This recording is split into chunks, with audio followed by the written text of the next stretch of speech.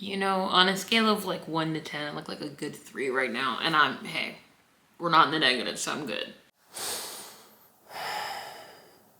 Okay, let's try this. Happy New Year. I'm still on crutches. Hi, my name is Jamilah. Welcome to my YouTube channel. Welcome to 2025. I'm scared. If you haven't watched any of my like Vlogmas YouTube shorts, literally day one, I sprained my ankle. I have been trying to heal ever since then. I entered the new year with the ankle still sprained. So at this point, I'm just here. Anywho, today I am going to be sharing with you all of the books that I must finish in 2025. This is my TBR, but TBR to an extreme. Like, I have had these books for some period of time. I bought them for a reason. I need to finish them. I also don't know what's up with me doing this. Let's get into it. First, we're gonna hop into my rereads. I have 2 books that I wanna reread this year. First is 180 Seconds by Jessica Park. I talked about this in my like embossing video as far as like wanting to reread this, just because I wanna make sure that it's definitely what I thought it was when I initially read it, because I read it so freaking long ago. I've talked about this book several times before. In fact, it was once like a favorite book of mine. But basically our main characters, our female and our male, they stare at each other for 3 minutes and all these different emotions like flash in each other's eyes as they like read each other, and then it kind of just begins their love story. And he is kind of like our YouTuber in this situation, because like the whole staring contest is for like a challenge that he's filming. Another book I want to reread is Book Lovers by Emily Henry. I have for sure embossed this one and I'm not planning on giving this one up, but I want to reread it because so many people talked about how Funny Story was literally like their favorite book, one of their favorite books of 2024. There were Emily Henry haters that I watched that literally were like, they don't like Emily Henry, but they absolutely loved Funny Story. It's the best book she's ever written. And I'm like, yeah, I ate Funny Story down. Favorite book of 2024. But it made me think, like, is it my favorite Emily Henry book? Because Book Lovers has always been my favorite Emily Henry book. So I want to reread it to kind of like see, basically, did Funny Story beat Book Lovers, or is Book Lovers still number 1 in my heart? This might be something that I read early on in the year just to kind of like confirm. I definitely feel like I want to read it before her new book, Great Big Beautiful Life, comes out. Audiobook, there is one audiobook that I really want to listen to, and it's Two Can Play by Ali Hazelwood. It's like a Spotify exclusive audiobook, and I really want to like read or like listen to it. Audiobooks count as reading, but like, do you say that you're reading the book or do you say that you're listening to the book? Like, I need some clarity there. Either way, I want to consume it. So I need to do that this year. I'm not a big audiobook person. I'm also not a big Kindle girly. Like, I literally just do physical books. I'm old. Now we get into our fiction. The first book I like literally have to read this year is The Summer I Turned Pretty by Jenny Han. I literally have like one of the OG covers. I have to read it this year because I'm pretty sure season 3 comes out this summer, and I think that's it. It really didn't even make sense for me to like reread the book now because I've already seen seasons 1 and 2, but this is my year of like, girl, you gotta knock this book down. Another book I really need to read, and I don't know why I've been putting it off.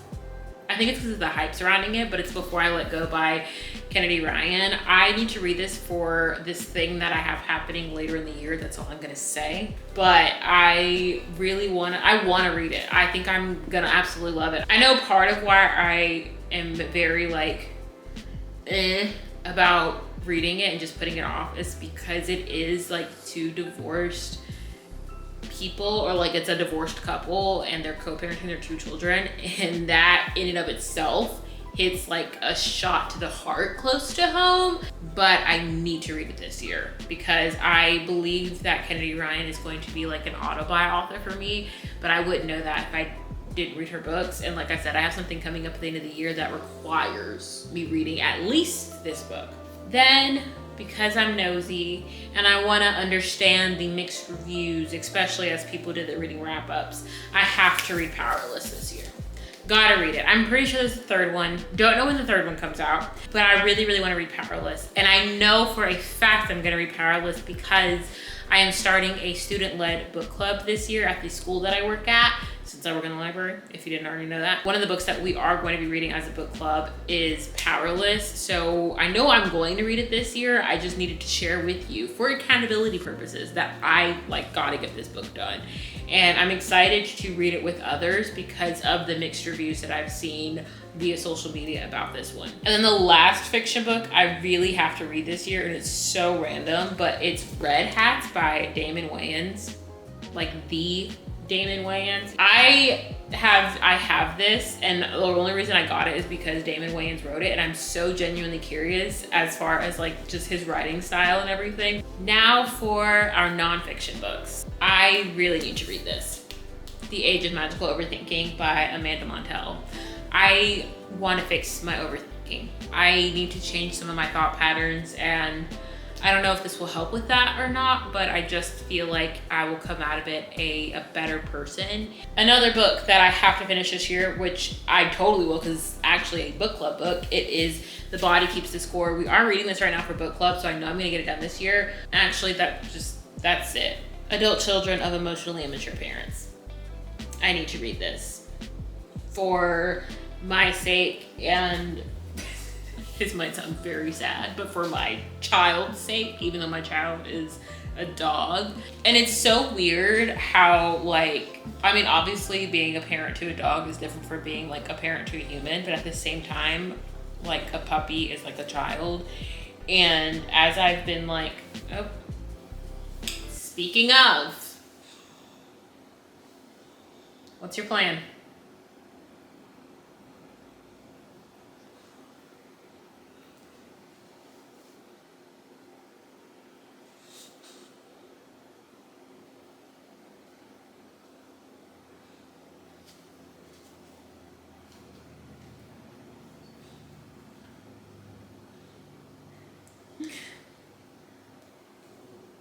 Oh, you're coming back. Okay. Oh, right in the ribs. Right in the rib. Mm-hmm. Aww. But as I've been parenting Clover, I've really gotten to thinking about okay, I'm gonna be 26. Definitely not in a rush to have kids, but I want to have children, and I want to make sure that I'm a good parent to them. And I think for that to happen, I need to heal. And I feel like somehow, it literally says how to heal from distant, rejecting, or self-involved parents. And I think reading this book will help me heal. And I want to make serious strides with that this year. I am back in therapy, which has been very good, very challenging in the weirdest ways. I talk a lot more with this therapist, and then she hits me with that, so what are you gonna do to take care of yourself? What? For that reason, this is a book that I really, really have to read this year. And even if it's not, even if I can't have kids, I want to enter romantic relationships finally. And I think for me to enter romantic relationships and not bring the BS from my childhood and how I was parented, I need to heal. Speaking of romantic relationships, the next nonfiction book I must read this year because so many people love it, and I'm I want to love it too, is Everything I Know About Love by Dolly Alderton. We know when I got this. Actually, I'm pretty sure I've hauled most of these books, but these are the ones that are my 2025 TBR. I thought that this was more of a memoir, and then someone did their 2024 reading wrap up, and she said that it also does share a lot of lessons about love through Dolly's life. And I think hearing that definitely moved it up on the girl, you gotta read this book list. And then the last book that I want to read is Thicker Than Water by Kerry Washington. This is a memoir that I was so excited about when it was announced that she had wrote a memoir, and then I bought it, and it's been collecting on my bookshelf. Literally, the sun did that. It doesn't really bother me, to be honest. I'm not gonna be ew, get this book out of here, it has sun damaged pages. I think that's the beauty of books. They age like people, and wine, and cheese. But no, this is probably my top memoir of the year as far as ones that I really absolutely want to read, have to read, and I think it'll just make me, I don't know. That was it. Very short video. Happy to be kind of not back necessarily, but I literally took a 1 month pause. I don't even know how long that pause was. And then I freaking edited a video from October and was like, here you go. It's happy end of the year. But I'm excited for this year and what it means for this channel. I absolutely love just having like this space and the acceptance as I like man spread during the video. Also, I finally made an end card, so you should like keep watching to see the end card because I'm excited about it. If you stayed into this point of the video, you're absolutely insane, but I love you for it and I appreciate it. Clover also appreciates it. She is not insecure about her body at all because she feels comfortable with you guys seeing her entire back. That didn't even make sense. Okay, she's taking a nap, which means it's my sign to also take a nap. So I'm going to do that. And yeah, thanks again.